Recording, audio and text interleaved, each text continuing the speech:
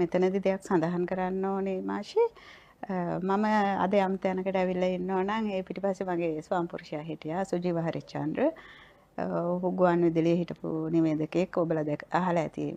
ඒ කියන්නේ ලංකාවේ වෙළඳ දැන්වීම් රාශියකට කටහඬ සපයලා තියෙන සුජීව හරිචන්ද්‍ර. එතුමා දවස් එකමාරකට පමණ පෙර අපි සමුගත්තා.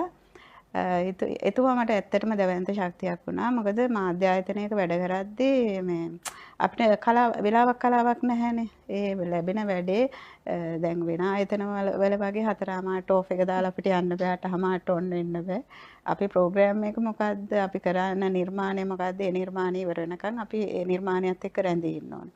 ඉතින් මට හරි පහසු වුණා දැන් මගේ ෆීල්ඩ් එක ගැන තේරුම් ගත්ත කෙනෙක් මාත් එක්ක ඉන්න එක ගැන. ඉතින් මට හරි හයියක් හම්බුණා. ඔබ ඇහුවා අනාගත පරම්පරාවට දෙන්න පුළුවන් පණිවිඩය. මං කියන්නේ මාධ්‍ය ආයතනයකට යනවා නම් මාධ්‍යවේදියෙක්, නිවේදකයෙක්, නිෂ්පාදකයෙක්, විශේෂයෙන් මාධ්‍ය ආයතන වල රැකියාව තෝරගන්නවා නම් අප්ඩේට් වෙන්න. ඒ කියන්නේ මේ ලෝකේ තොරතුරු අද තියෙන තොරතුරු නෙමෙයි හෙට තියෙන්නේ. සහ කලින් මම කිව්වා කලාකරුවෝ ගැන හොයන්න.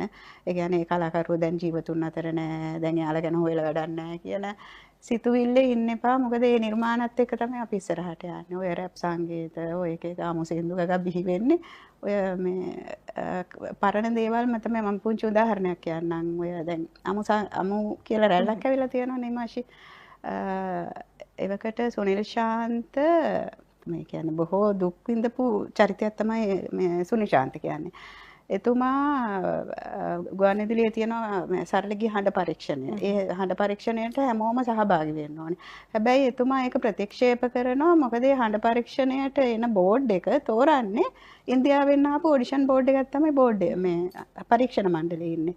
එතුමා ඒ නිසා කියනවා මගේ සංගීතය ගැන ඉන්දියාවේ අයට නිශ්චය කරන්න බෑ. එහෙනම් මම මේකට විරුද්ධයි. මම ශිල්පී පරීක්ෂණයට එන්නේ නැහැ කියලා. එතුමා කාලයක් ගුවන් විදුලියෙන් තහනම් වෙනවා. තහනම් වෙලා ඉන්නකට ආපහු ඒ කියන්නේ රජය වෙනත් රජයක් පත් වෙලා ඒ කාලේ අවශ්‍ය වෙනවා මේ බණ්ඩාරනායක අනුස්මරණ සමරු ගීතයක් කරගන්න. ඒ වැඩේ පවරන්නේ සුනිල් ශාන්ත. ඉතින් එතුමාගේ හිතේ තියෙනවානේ අර සරලගී පරීක්ෂණයෙන් එතුමාව ප්‍රතික්ෂේප වෙනවා. සහ ගුවන් විදුලියෙන් එතුමා ප්‍රතික්ෂේප වෙනවා. හැබැයි වැඩේ බාර ගන්නවා. වැඩේ බාර ගන්න ගුවන් විදුලියට පණිවිඩයක් එවනවා. මං එනවා හවල් දවසේ පටිගත කිරීම කරන්න ස්ටුඩියෝ එක ලෑස්ති කරලා තියන්න කියලා.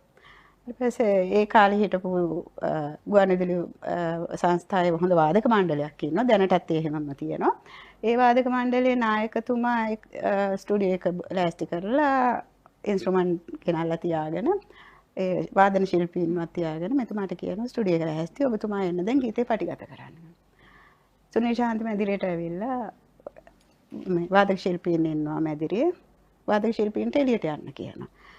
මොකද මෙතුමා ටිකක් ගැන දන්න හින්දා ප්‍රශ්න අහන්නෙත් නැහැ. එළිය කට්ටියම එළියට යන්න ගිහම ඔක්කොමලා නැගිටලා එළියට යනවා. ඊට පස්සේ එතන හිටපු ශබ්ද පරිපාලකවරයාට කියනවා හරි දැන් ගීතය රෙකෝඩ් කරන්න මම සින්දුව කියනවා කියලා.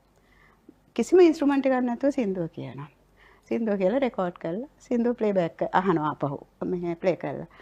ප්ලේ කරලා අහනකට දැන් මම කියවන අර ඒ කාලේ තාක්ෂණය අර දැන් කම්පියුටර් වල නෙමෙයි ඒ කාලේ රෙකෝඩ් කරේ මැෂින් වලනේ. ඉතින් පොඩි අර මේ වගේ මැදිරියක සින්දුව කියනකට අර පොඩි හම් එකක් වගේ මේ ශබ්ද පරිපාලන ශිල්පීන් දාන්නවා. එතුමාගේ ගායනයට යටින් පොඩි හම් එකක් වගේ දිගටම තියෙනවා.